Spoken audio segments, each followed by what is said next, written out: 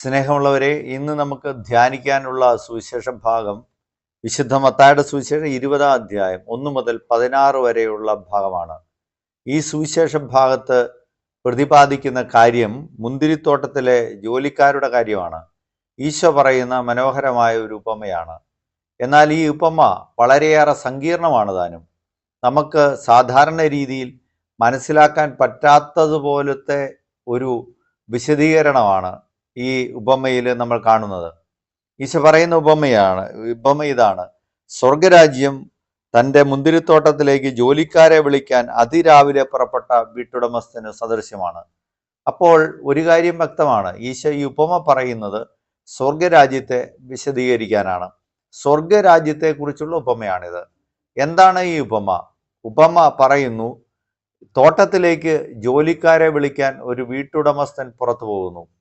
ആദ്യ മണിക്കൂറിൽ പോയിട്ട് വേണ്ടത്ര ജോലിക്കാരെ കിട്ടുന്നില്ല. പിന്നീട് അദ്ദേഹം 4 പ്രാവശ്യം പുറത്തു പോവുകയാണ്. ഏറ്റവും അവസാനം ജോലി തീരാൻ 1 മണിക്കൂർ മാത്രമുള്ളപ്പോൾ പോലും പുറത്തു പോകുന്നു. അപ്പോഴും കുറെ പേരെ അദ്ദേഹത്തിന് കിട്ടുകയാണ്. എന്നിട്ട് അവർ ജോലി ചെയ്തതിന് ശേഷം അവസാനം അവർക്ക് ജോലിയുടെ കൂലി കൊടുക്കുമ്പോൾ ഈ ഉടമസ്ഥൻ ചെയ്യുന്ന കാര്യമാണ് നമ്മളെ അത്ഭുതപ്പെടുത്തുന്നത്. ഉടമസ്ഥൻ ഏറ്റവും അവസാനം വന്നവരെ ആദ്യം വിളിക്കുകയാണ്. എന്നിട്ട് അവർക്ക് 1 ദനാറ കൂലി കൊടുക്കുന്നു. സ്വാഭാവികമായിട്ട് രാവിലെ മുതൽ അധ്വാനിച്ചിട്ടുള്ളവർ അതിൽ കൂടുതൽ കിട്ടും എന്ന് പ്രതീക്ഷിക്കുന്നു. പക്ഷെ അവർക്കും 1 ദനാറ തന്നെ കൊടുക്കുന്നു. അപ്പോൾ അവർ പിറുപിറുക്കുകയാണ്. എന്തുകൊണ്ടാണ് പകലിൻ്റെ ചൂട് സഹിച്ച ഞങ്ങളെ മറ്റുള്ളവരോട് താരതമ്യപ്പെടുത്തി 1 മണിക്കൂർ മാത്രം ജോലി ചെയ്തവരോട് താരതമ്യപ്പെടുത്തിയത്? അപ്പോൾ മുന്തിരിത്തോട്ടത്തിൻ്റെ ഉടമസ്ഥൻ പറയുന്നു, എനിക്ക് എൻ്റെ സമ്പത്ത് കൊണ്ട് എനിക്ക് ഇഷ്ടമുള്ളത് ചെയ്യാൻ പാടില്ലെന്നോ, എൻ്റെ വസ്തുവകകൾ കൊണ്ട് എനിക്ക് ഇഷ്ടമുള്ളത് ചെയ്യാൻ പാടില്ലെന്നോ, ഞാൻ നല്ലവനായതുകൊണ്ട് നിങ്ങൾ എന്തിനാ അസൂയപ്പെടുന്നു? ഇങ്ങനെ ചോദിച്ചാണ് ഈ മുന്തിരിത്തോട്ടത്തിൻ്റെ ഉടമസ്ഥൻ നിർത്തുന്നത്. നമുക്ക് ഇനി ഉപമയുടെ പശ്ചാത്തലത്തിലേക്ക് വരാം. ഈശോ ഉപമ പറയുന്ന പശ്ചാത്തലം, ഒരു യുവാവ് ഈശോയുടെ അടുത്ത് വന്നിട്ട് ചോദിക്കുന്നു, നിത്യജീവൻ അവകാശപ്പെടാൻ ഞാൻ എന്ത് ചെയ്യണം? അങ്ങനെ ചോദിക്കുമ്പോൾ ഈശോ ഉത്തരം പറയുന്നു. പക്ഷേ ആ യുവാവ് സങ്കടത്തോടെ തിരിച്ചു പോകുന്നു. അപ്പോൾ പത്രോസ്ലീഹ ചോദിക്കുന്നു, ഞങ്ങളെല്ലാം ഉപേക്ഷിച്ച് അനുഗമിച്ചിരിക്കും, ഞങ്ങൾക്ക് എന്ത് ലഭിക്കും? അപ്പോൾ ഈശോ പറയുന്നു, ഈ ലോകത്തിൽ വെച്ച് തന്നെ നിങ്ങൾക്ക് പ്രതിഫലം ലഭിക്കും, വരാനിരിക്കുന്ന ലോകത്തിൽ നിത്യജീവനും. അതിൻ്റെ തുടർച്ചയായിട്ടാണ് ഈശോ ഈ ഉപമ പറയുന്നത്. അപ്പോൾ ശിഷ്യന്മാർക്ക് കൂടെ ഉള്ള ഒരു സന്ദേശമുണ്ട്. സുവിശേഷം ലോകത്തിൻ്റെ വിവിധ ഭാഗങ്ങളിൽ പ്രസരിപ്പിക്കാൻ പോകുന്ന തൻ്റെ ശിഷ്യന്മാർക്ക് കൂടെ ഈശോ ഒരു സന്ദേശം നൽകുന്നുണ്ട് ഈ ഉപമയിലൂടെ. എന്താണ് സ്വർഗരാജ്യം എന്ന് വ്യക്തമായി ഈശോ പഠിപ്പിക്കുകയാണ്. അതിന് ഈശോ യഹൂദരുടെ സാമൂഹിക ജീവിതത്തിലെ ഒരു സംഭവത്തെ, ഒരു ജോലിയെ എടുത്ത് ഉപമയായിട്ട് അവതരിപ്പിക്കുകയാണ്. അതാണ് നിത്യചൈതന്യതി എന്ന് പറയുന്ന ഈഴവ സമുദായക്കാരനായ വലിയ ആത്മീയ ചിന്തകൻ പറയുന്നത്.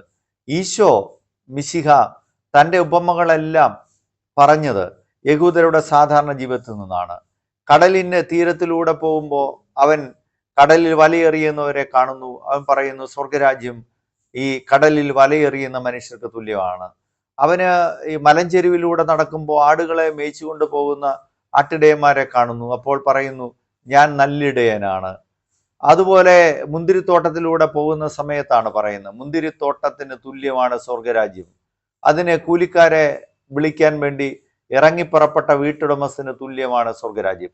അപ്പോൾ സാധാരണ ജീവിത സംഭവങ്ങളിൽ നിന്ന് സ്വർഗരാജ്യത്തെക്കുറിച്ചുള്ള പാഠം സാധാരണക്കാരായ മനുഷ്യർക്ക് വിശദീകരിച്ചു കൊടുക്കുകയാണ് ഈശോയുടെ ലക്ഷ്യം. അതുകൊണ്ട് പാലസ്തീനയിൽ വസന്തകാലത്ത് സംഭവിക്കുന്ന ഒരു കാര്യം തന്നെയാണ് ഈശോ എടുക്കുന്നത്. വസന്തകാലത്ത് മുന്തിരിയുടെ ശാഖകൾ തളിർക്കും. അപ്പോൾ തളിർക്കുന്നതിന് മുമ്പ് അത് വെട്ടിയൊരുക്കേണ്ടതുണ്ട്. അത് പെട്ടെന്ന് വെട്ടിയൊരുക്കുന്നില്ലെങ്കിൽ ഈ ശാഖകൾ തളിർക്കുകയും മുന്തിരിയുടെ ഫലത്തിൽ വലിയ കുറവുണ്ടാവുകയും ചെയ്യും. അതുകൊണ്ടാണ് ഈ ജോലിക്കാരൻ, ഈ വീട്ടുടമസ്ഥൻ കൂടുതൽ ആളുകളെ കിട്ടാൻ ആഗ്രഹിക്കുന്നത്. 2-3 ദിവസം നീണ്ടു പോകും തോറും ആ കൃഷിസ്ഥലത്തിനും മുന്തിരിത്തോട്ടത്തിനും അത് വലിയ തരത്തിലുള്ള കുറവുണ്ടാക്കും. അതുകൊണ്ട് ആദ്യ മണിക്കൂറിൽ തന്നെ പുറത്തിറങ്ങുന്നു, കുറെ ആൾക്കാരെ കിട്ടുന്നു. പിന്നീട് ഇങ്ങനെ 4 മണിക്കൂറാണ്. അവസാനം 11-ാം മണിക്കൂർ എന്ന് നമ്മൾ പറയുന്ന പോലെ 11th അവറിൽ ഇറങ്ങുകയാണ്. 11th അവർ എന്ന് പറഞ്ഞാൽ 12 മണിക്കൂർ, വൈകുന്നേരം 6 മണിക്ക് മുമ്പ് 1 മണിക്കൂർ മാത്രം മിച്ചമുള്ളപ്പോൾ ഇറങ്ങുമ്പോൾ ആളുകളെ കിട്ടുകയാണ്. പക്ഷേ അവരോട് ഒരു ചോദ്യം ഈശോ ചോദിക്കുന്നുണ്ട്, ഈ വീട്ടുടമസ്ഥൻ ചോദിക്കുന്നുണ്ട്, എന്തുകൊണ്ടാണ് നിങ്ങൾ ഇതുവരെയും ജോലി ചെയ്യാതിരുന്നത്? അപ്പോൾ അവർ പറയുന്നു, ആരും ഞങ്ങളെ കൂലിക്ക് വിളിക്കാത്തത് കൊണ്ട്. പ്രിയപ്പെട്ടവരെ, ഇവിടെ നമുക്ക് വലിയ ഒരു സന്ദേശമുണ്ട്. ഇതിൽ ഒരു വലിയ കാര്യം ഈ ഭാഗത്ത് ഈശോ ഒളിപ്പിച്ചു വെക്കുന്നുണ്ട്. കാരണം സുവിശേഷത്തിന്റെ വ്യത്യസ്തത ഈ ഭാഗത്തുണ്ട്. ആരും കൂലിക്ക് വിളിക്കാതിരുന്നവരാരാണ് എന്ന ചോദ്യം അവശേഷിക്കുകയാണ്. അത് രോഗികളായ മനുഷ്യരാണ്, പാപികളായ മനുഷ്യരാണ്, അത് സമൂഹം പുറന്തള്ളിയിരുന്ന ആൾക്കാരാണ്, ദരിദ്രരായ മനുഷ്യരാണ്. അവർക്ക് സ്വർഗരാജ്യത്തിന് അവകാശമില്ല എന്നുള്ളതായിരുന്നു ആ കാലത്തിന്റെ ചിന്ത. എല്ലാ മതങ്ങളിലുമുള്ള ചിന്ത അങ്ങനെയായിരുന്നു. അപ്പോഴാണ് ഈശോ യഥാർത്ഥത്തിലുള്ള സ്വർഗരാജ്യം എന്താണെന്ന് അവതരിപ്പിക്കുന്നത്, സത്യമായ വിശ്വാസം എന്താണെന്ന് അവതരിപ്പിക്കുന്നത്. മറ്റുള്ളവരെ മാറ്റി നിർത്താത്തതാണ്, എല്ലാവർക്കും വന്നു ചേരാൻ പറ്റുന്നതാണ് സ്വർഗരാജ്യം. അതാണ് ക്രിസ്ത്യാനിറ്റിയുടെ പ്രത്യേകത എന്ന് പറയുന്നത്. എല്ലാ മനുഷ്യരെയും ഉൾക്കൊള്ളുന്നതാണ്, ആരെയും മാറ്റി നിർത്തുന്നില്ല. ദരിദ്രരെന്ന് പറഞ്ഞ്, അല്ലെങ്കിൽ ഉച്ചനീചത്വങ്ങളില്ല, ശൂദ്രരെന്ന് പറഞ്ഞ്, പിന്നോക്കക്കാരെന്ന് പറഞ്ഞ് അങ്ങനെയുള്ള മാറ്റങ്ങളില്ല. എല്ലാവർക്കും ഉള്ളതാണ് സ്വർഗരാജ്യം. അപ്പോൾ ഈ അവസാന മണിക്കൂറിൽ വന്നവർ ഇങ്ങനെയുള്ള ആൾക്കാരാണ്. പ്രത്യേകമായിട്ടുള്ള ശ്രദ്ധ, സുവിശേഷത്തിന്റെ ശ്രദ്ധ അവരിലേക്കാണ് എന്നുള്ളതാണ്. ആദ്യ മണിക്കൂറിൽ വന്നവർ എന്ന് പറയുന്ന ഉടമ്പടി പ്രകാരമാണ്. അതുകൊണ്ട് ഈ വീട്ടുടമസ്ഥൻ പറയുന്നു, 1 ദനാറ നിങ്ങൾക്ക് ഞാൻ തരാം എന്നുള്ള ഉടമ്പടിയിലാണ് ആദ്യ മണിക്കൂറിൽ ജോലിക്കാരെ ക്ഷണിക്കുന്നത്.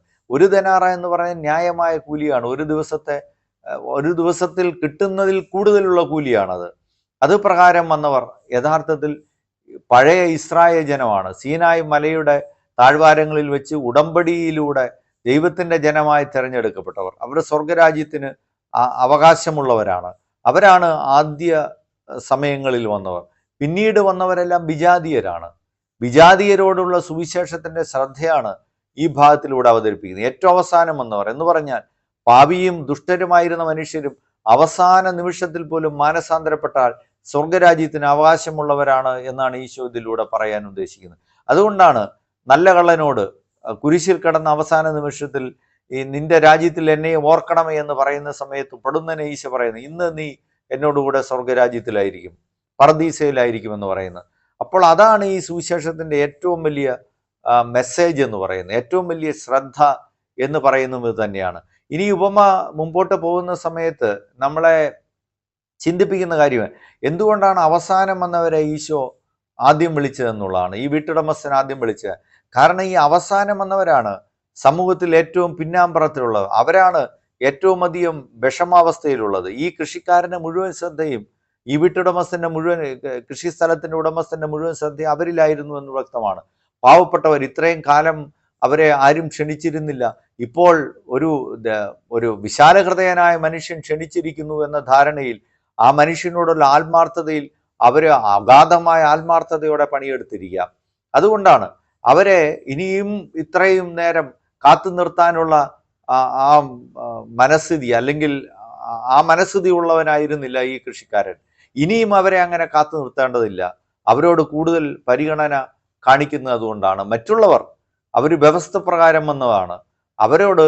അതുകൊണ്ടാണ് അവസാനം പറയുന്നത്, നിങ്ങളോട് ഞാൻ ഒരു അനീതിയും പ്രവർത്തിച്ചില്ലല്ലോ, 1 ദനാറ തരാമെന്നല്ലേ നിങ്ങളോട് പറഞ്ഞത്, അത് തന്നെ തന്നില്ലല്ലോ എന്ന് പറയുന്നത്. മറ്റുള്ളവർക്ക് കൂടുതൽ കൊടുക്കുന്നത് അത് എൻ്റെ നന്മയല്ലേ എന്ന് ചോദിക്കുന്നു. പ്രിയപ്പെട്ടവരെ, ഈ ഉപമ ആ തരത്തിൽ ഏറ്റവും പ്രധാനമായിട്ട് ക്രിസ്തീയതയുടെ സവിശേഷത എന്ത് എന്ന് വ്യക്തമായിട്ട് നമ്മൾ പഠിപ്പിക്കേണ്ടതുണ്ട്.